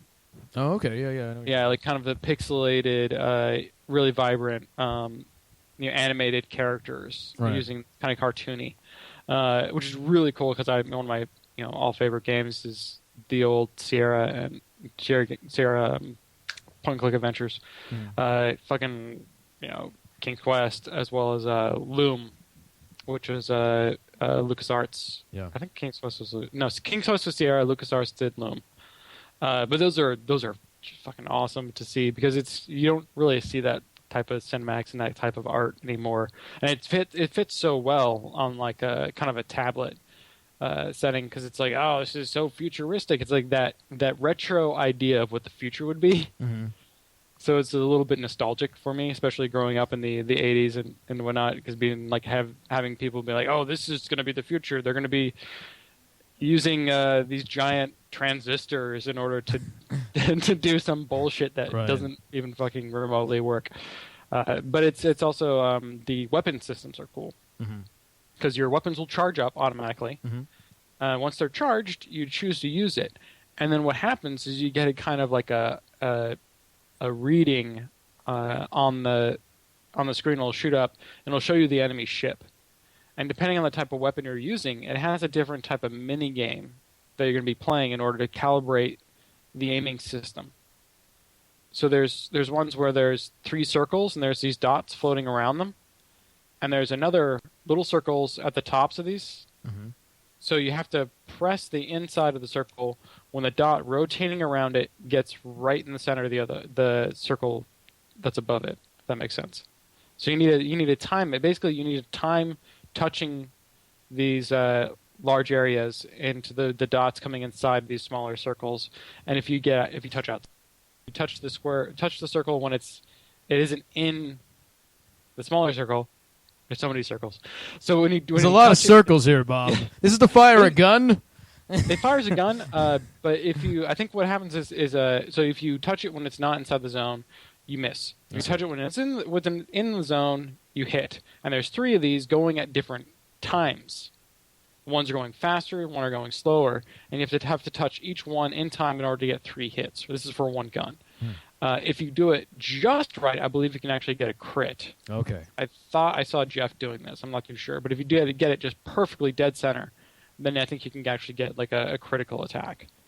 There's another one where it's 2 cross 2 lines that kind of scan up, and there's one that scans vertical, going up and down. There's one that scans left and right, and then you have to tap the screen when those lines meet the target, and you do that for like 4 or 5 different targets. You can upgrade the weapons to give you more targets. You can upgrade the weapons to have them recharge faster. You can upgrade the weapons to make it so you have a wider area to hit. Like it's kind of a neat combination of things in order to as many games either easier or more efficient. So it's kind of a kind of fun that they played with that concept, especially because it's an iPhone or a tablet. You can't do something like that because it's the touch interface is really good for that style of game. So it's kind of a weird mishmash of like FTL meets iPhone mini game type thing. So it's fun. If you play it on easy, it's really easy. I don't even think I've had my shields drop yet. Oh. Which is ridiculous because my shields will charge up to full before they can fire the next round of damage. It's really stupidly easy. I'm probably going to start in a harder difficulty because there's no challenge here. Right, yeah. But it's a fun game. It's interesting. It's cool to look around. I don't think it's much of a roguelike. I think the content is rather static. I'm actually relatively certain the context is static. So there's no dynamic star chart generation or anything like that. It's very, very set on a story. There's very set areas you can go with set encounters. So it's different in that way. But they're able to kind of create a more elaborate story arc than something like FTL. It's like, oh, the Empire or whatever. Right. So it's you're able to get a lot more story and have more character development based on the choices you do. It is definitely branching choices. You can choose to do different things, and the narrative will branch based on these choices. But it's very much non-dynamic in the content. It's not procedurally generated whatsoever. But that's a good game. Okay. It's another one I've been playing. I beat Minecraft. You beat Minecraft? I beat Minecraft. How do you beat Minecraft? I went to the end. The end of what? Minecraft. There is an area that was added in an update a few years ago. Yeah. Where it creates an end game condition for Minecraft. So what exactly happens? So you need to find a stronghold in Minecraft. You can find them by either exploring for them or using an Eye of Ender. Mm-hmm. And you throw, basically when you get the Eye of Ender, you throw it and it floats up in the sky, and it flies to the direction of the stronghold. And if you keep, fall maybe 10 yards away or whatever, or 20 yards away, and you can go pick it up and do it again, keep following it until you get to the stronghold. And then you dig down, because it's usually it'll lead you to kind of somewhere near the stronghold, and you can dig down, get into the stronghold, and find an end portal. And the end portal is a configuration of a bunch of these like kind of ender eye sockets. You need to put like 9 ender eyes into the sockets, and it turns on the portal. And when you go through the portal, you could go to another area like the Nether, but it's known as the End. And once you get to the End, it's where all the Endermen are. There's just nothing but fucking Endermen there. Oh, okay. And these going up, a little bit like Mordor, where there's these giant spiders. Spiders that go all the way, big columns, and they have these kind of glowing things on the top of them. And in order to beat the game, you have to defeat the Ender Dragon. The End Dragon. The Ender Dragon? Ender Dragon. So there's a giant dragon that'll attack you in the end. He'll fly down and try to attack you, and you have to do damage to him, and then eventually kill him. There's a kind of a strategy of all the spires play a role in the game, a role in the mechanics of the fight, but it's really easy to figure out. Right. And we actually were completely overgeared for it. I mean, Tara and I mined a bunch of diamond, made diamond armor, diamond weapons, bows. We enchanted them max level 30 on everything. We did not have much trouble fighting this guy. We actually got it to the point where we were able to do damage to the dragon. Wherever he comes up to you, I would just shoot him with a bow, and then he would just fly away. Oh, wow, okay. He wouldn't do any damage to me. So he was like, oh, he's coming, boop, bow, done. Oh, Flies away, comes back, boop, again, and then eventually just dies. And it gives you a bunch of experience, and then you get through like this really long, pretentious block of text, which is such a disappointing end to Minecraft. Is it just the credits, or is it? No. It's like it's a long conversation between two different entities trying to explain the world of Minecraft in the context of it being a game, but not a game. And it comes off as really convoluted, and like it was. I mean, obviously, it feels like it was tacked on. Like the story was so tacked onto that. Like someone was trying to make something out of Minecraft that originally really was never intended to have that type of message there. Right. And it was just like it felt so out of place, so completely out of place. And just the context of it, of there being these long block of text in a game like Minecraft, right, is just so jarring. It's difficult to take it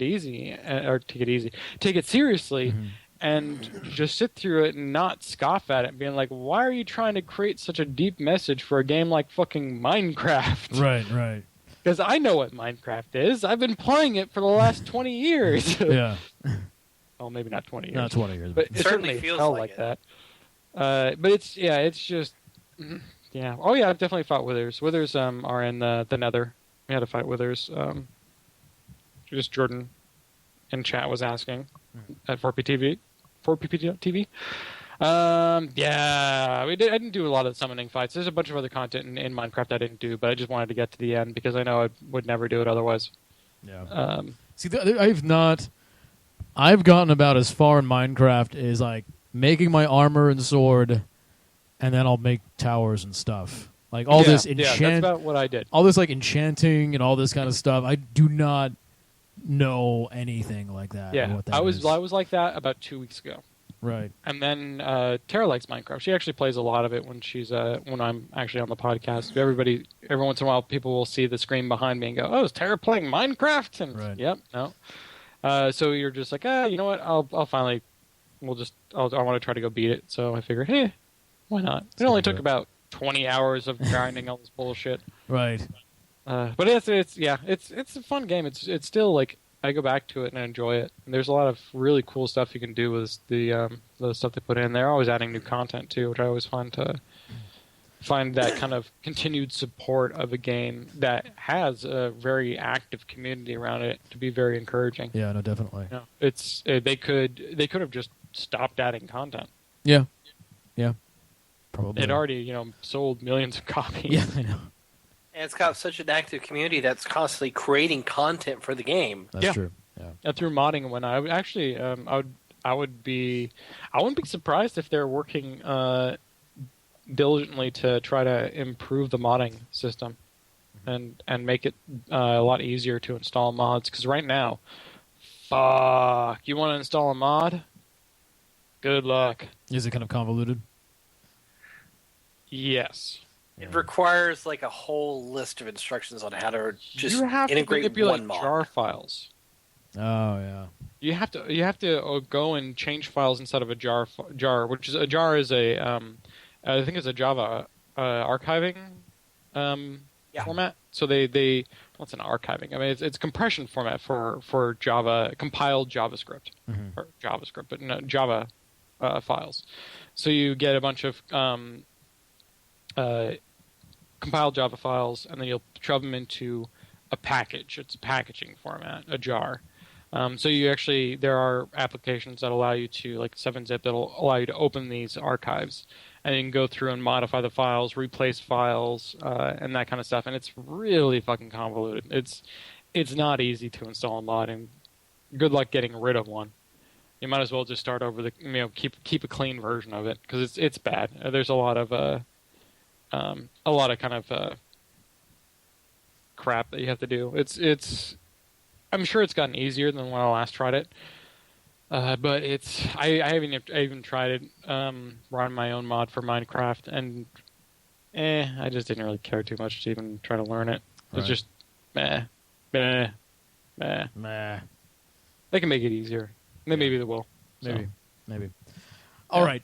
So it is getting close to 10 o'clock, so we should probably, Bob, I think you should probably do the announcement.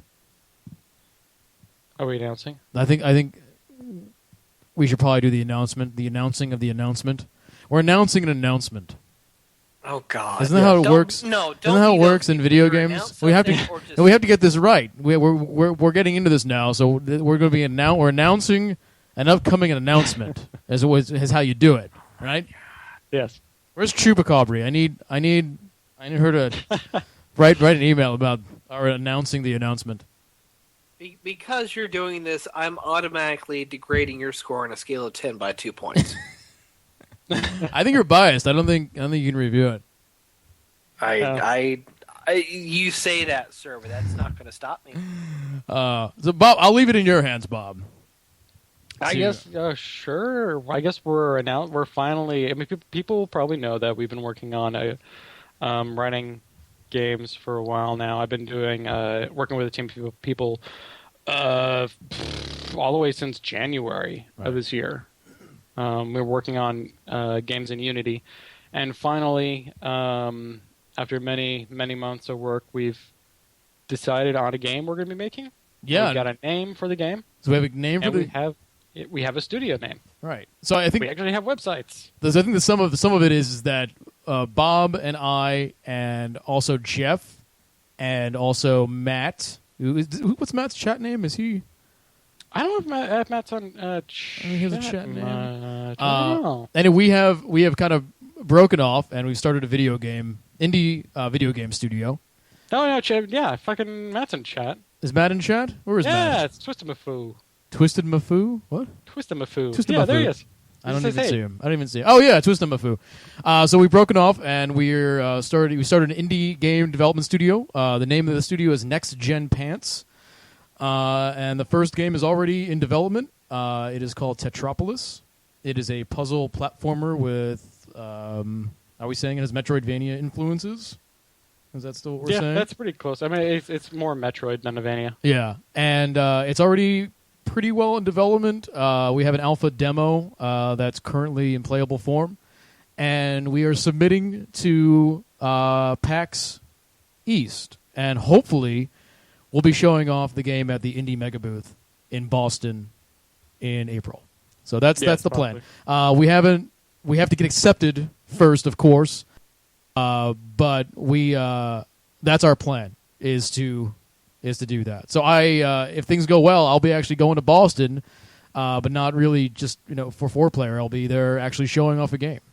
So we'll see. I guess Bob, you can put the websites into chat. I guess people can take a look. Yeah, we have a Twitter. Let me twitter.com Next Gen Pants. This is where all the other shit.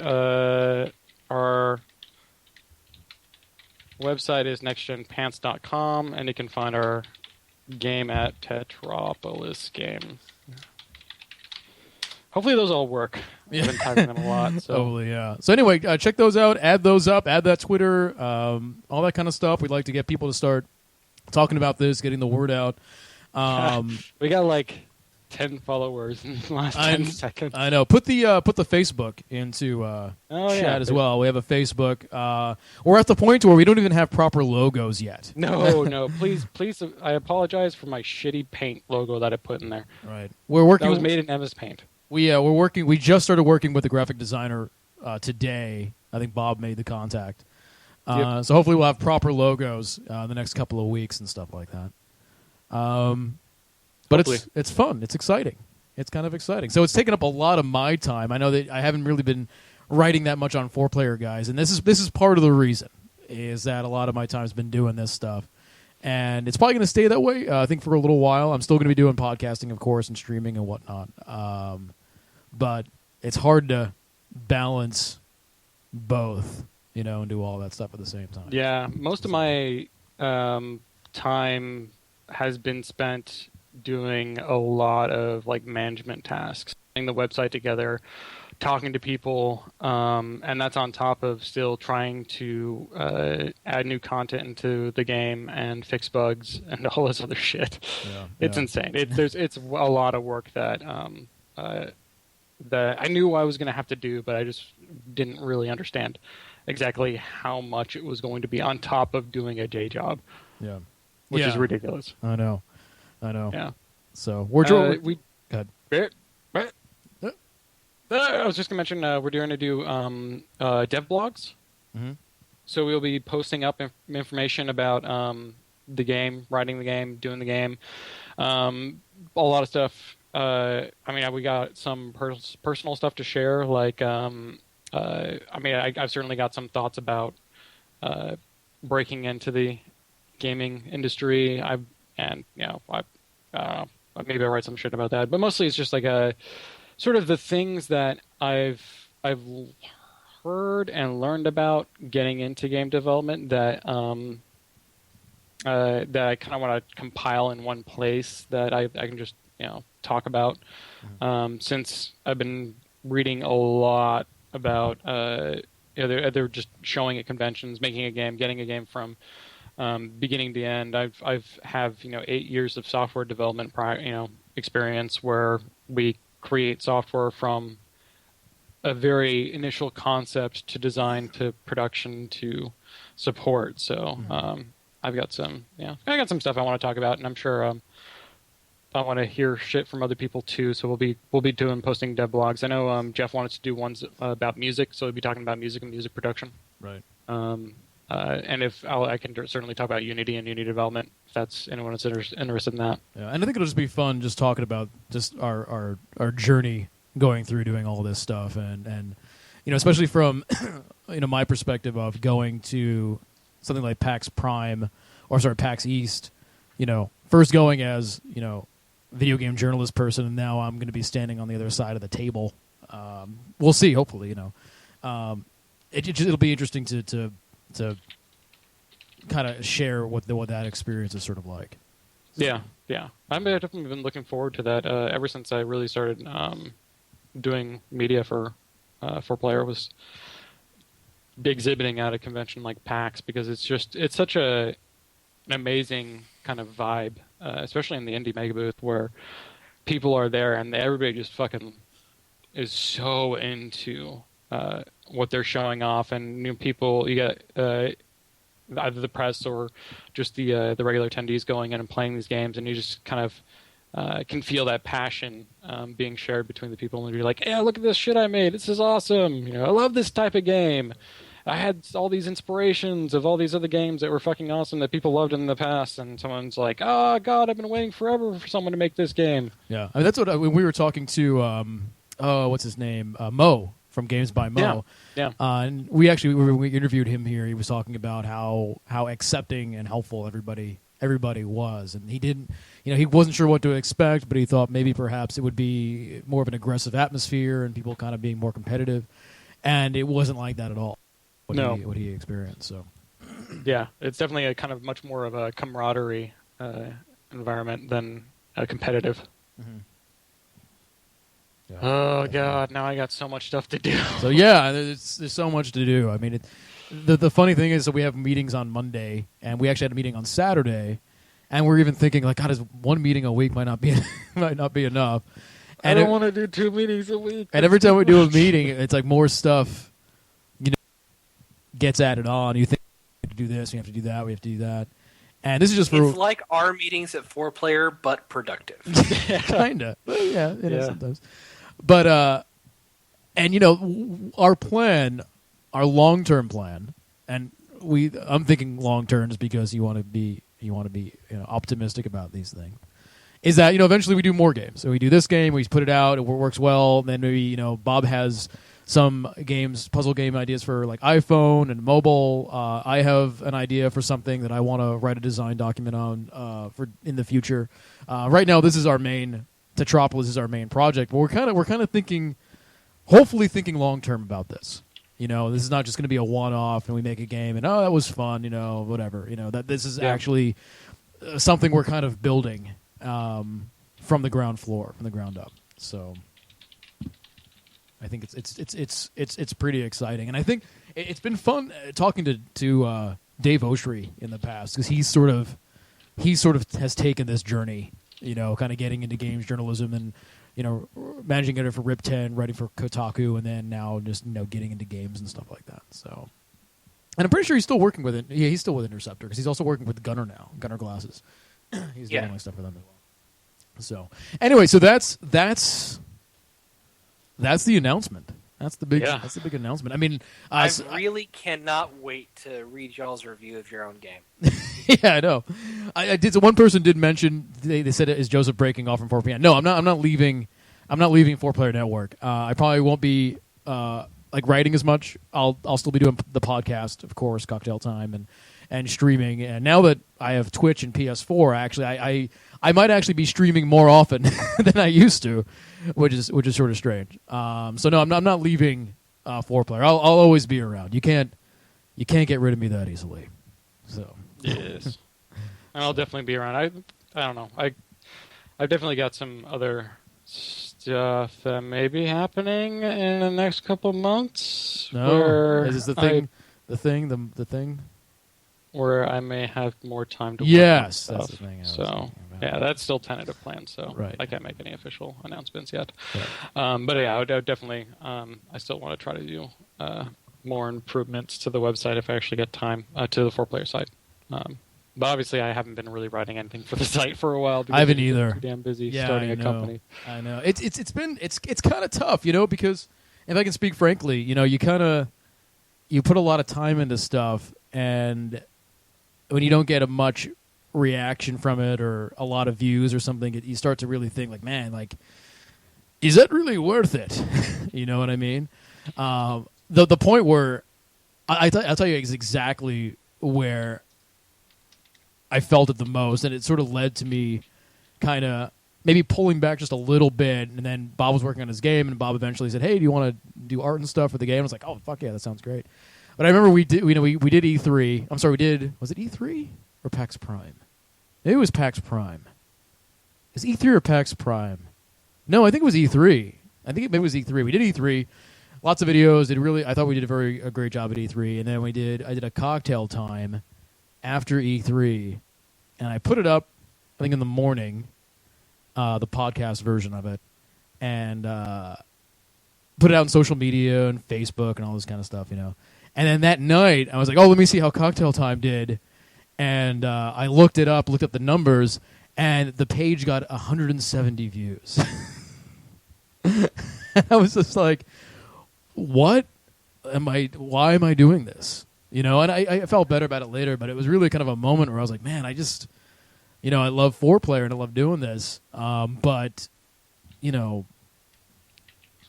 what's this rate of return like? It can be kind of tough.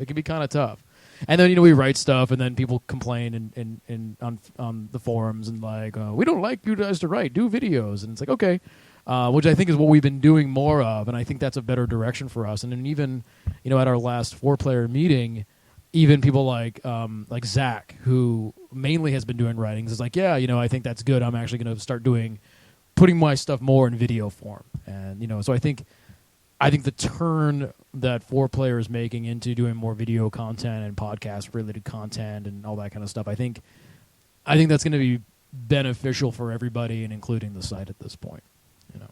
Yeah, we have also got some tentative plans in the near future to help improve the site so that more of the content we actually are producing a lot of gets much more front page space, so people can actually see like, oh, we have all this video content we do. Right. So it's a very what is proposed right now is very different from what we've been used to, but it's a step in the right direction. Yeah. Yes. But so anyway, so that's the announcement. Bob, do you have anything else to add to this whole shindig? I don't know. We'll probably since we're submitting to the Indie Mega Booth, we'll probably be getting some early screenshots, maybe. Yeah. I think we're ready. So basically, what everyone needs to realize is that a lot of the game has temporary art assets in it right now. We're slowly. Basically, I made all of it. Bob made all of it with using squares in Unity. It's a squares, and I used MS Paint to texture them. Right, it's beautiful. But to tell you what, this is maybe a little inside baseball, but I actually really like what you kind of came up with, and I think the look of the game is going to be kind of a mixture between semi-realistic and then also this sort of bright colored 8-bit sort of look that you kind of put in. And I do want to keep some of that, you know what I mean? So we will be having some screenshots, and I think it'll be interesting to see. I think we have enough of both type of art in there now to sort of maybe put some screenshots out that will be somewhat representative of, I think, the final look we're kind of going for. Yeah, and it's a lot of it's very early on. We've got I guess we can discuss. We made we're making a demo particularly to demo the game. It's kind of some content that's part of the main game. Some of it's not. So it's paced a little differently because we want to show off more of the game in the first 10-20 minutes than you would normally get, and we are lacking a lot of the kind of long cinematic stuff and whatnot because we just don't have enough time to put it in there, and we don't want to spend too much time working on stuff that's not really going to add to the experience. So the demo is playable now. we have it you from beginning to end. You can go and play the demo, finish it. I think for most times it takes me, and I've played the game a lot. Trust me, I played it a fucking lot. We've all played it a lot. Yeah, I can probably beat the game and the demo in about 20 to 30 minutes. And that's because I know what to do and where to go. Right. It's non-linear, so that definitely is going to add a lot of time, which might be a problem for the booth now that I think about it. Have you guys decided on voice actors? Well, there's no voice acting yet. There's no. We haven't decided on that. We haven't even thought about that. I would think probably not, because I don't think anything in the game has a vocal cord. No. We'll see. Well, Thomas Was Alone was all about shapes, and that had a voice actor. Not a narrator. That's true. A narrator. Yeah. We do have a British person on the staff of 4Player, and as you know, if you want your indie game to do well, you need at least one British person. Or Tom Hanks. Imagine a British Tom Hanks. You'd win gaming. You'd win game development. We get more. That's blasphemy, because Tom Hanks is America's cool dad. I want to make a game called British Tom Hanks Rolls Around with Kittens, and you would just win. You'd win all the entire internet. You could base entirely off microtransactions, and so just pay 99 cents for just one more kitten. Oh no, Tom Hanks killed a kitten. Would you like to replace your kitten? 99 cents. He rolled on a kitten. No. Oh no. Oh God, the money Boy. we could make. Oh, I know. I feel like Activision. So anyway, it's going to be a fun adventure. Hopefully you guys will follow that Twitter, bookmark those web pages, and kind of be on this adventure with us. So. Yes. But anyway, that's it. Anybody have anything else they want to add before we shut this down? It's a little after 10 o'clock. Chris, Bob, anyone? We do our final. I played a different game, but I think that could wait till next week. Why don't you just mention the title, and we'll make a decision. Called Long Live the Queen. Oh yeah, I saw you bought that on Steam. I was wondering about that. What is? Okay, we can spend a few minutes on this. Okay.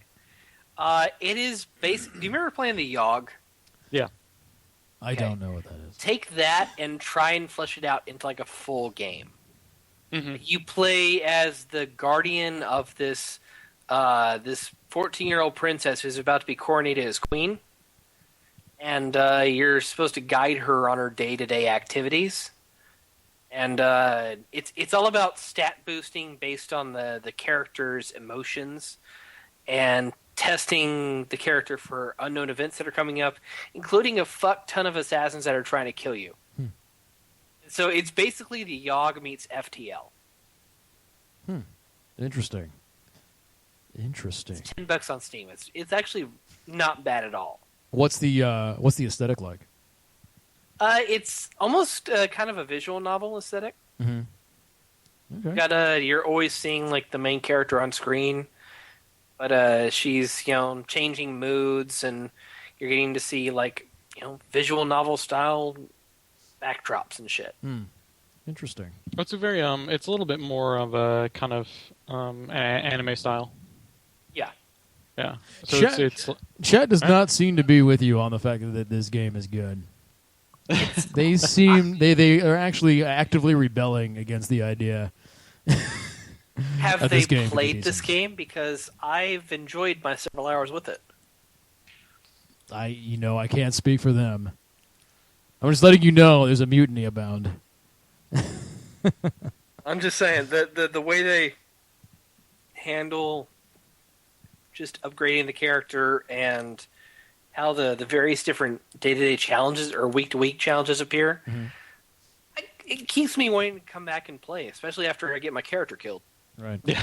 And that happens quite a bit from what I understand. Oh, God, yes. I've died like 8 or 9 times. I think the most interesting part of it is kind of the narrative you create around each of the queens. Or princesses, I guess, are they? Yeah, princesses. So because you can have, depending on which skills you, from what I understand, which skills you raise, as well as the type of encounters you get into, they can have different outcomes. Yeah. Very much like the Yogg.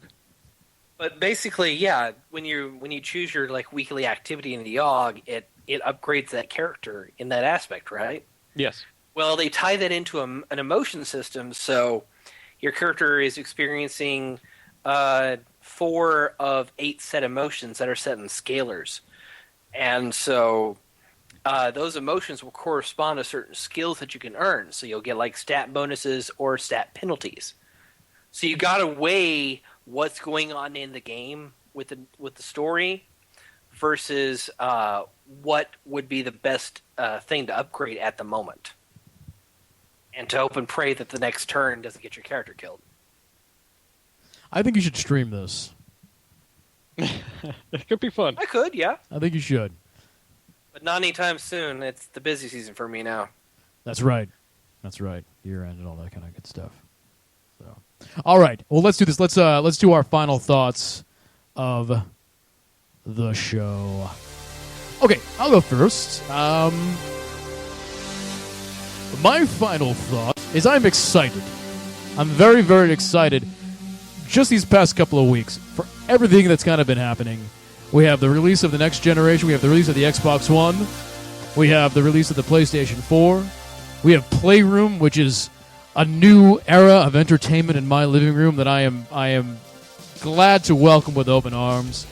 And then there's the game studio. There's Next Gen Pants, and there's Tetropolis, which is now formally announced, and the websites are out there. So I'm excited to enter this new generation. I'm excited to enter this new sort of project with Bob and Jeff and Matt. I'm looking forward to really, really good things. And here's fingers crossed, of course, for PAX East, for Boston. So that's my final thought of the show.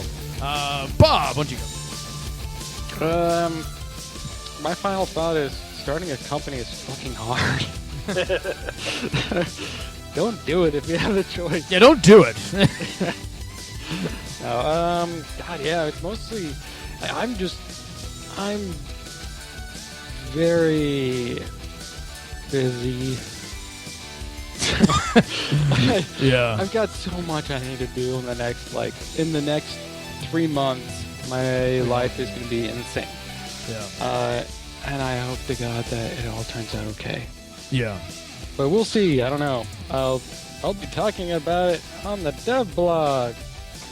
So go your book first. I have good feelings, Bob. You should be optimistic. And I'm usually never optimistic. But I'm going to be optimistic here. That's good. I got to be optimistic about something in my wretched existence, right? Yeah. Gotta look forward to something. Yeah. All right, Chris Davis.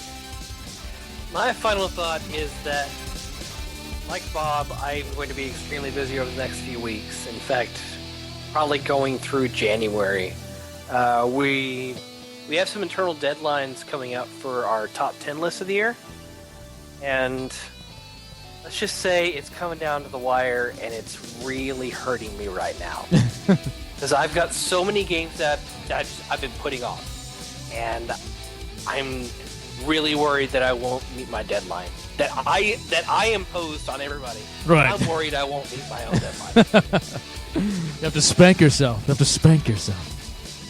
Yeah, so I'm going to be working my ass off for the next few weeks, so forgive me if I do not appear to stream like I won't be next week. All right. We'll keep it in mind. And definitely, everyone, add my Twitter, @TheJosephChrist. And I'll let everyone know if we're actually going to change the night of cocktail time. We'll be talking about this week internally and see if we can do that. But in the meantime, I do want to thank everyone for coming out on this Sunday night to watch us do this. Cocktail Time Live at 4playernetwork.com. Thank you, Bob, and thank you, Chris, for coming out and spending this time with me. Everyone definitely stick around because Brad will be taking over, probably playing more XCOM, I believe. Shocking. But check out our main website, definitely, at 4playernetwork.com, and we will see you all possibly next week. Have a good one.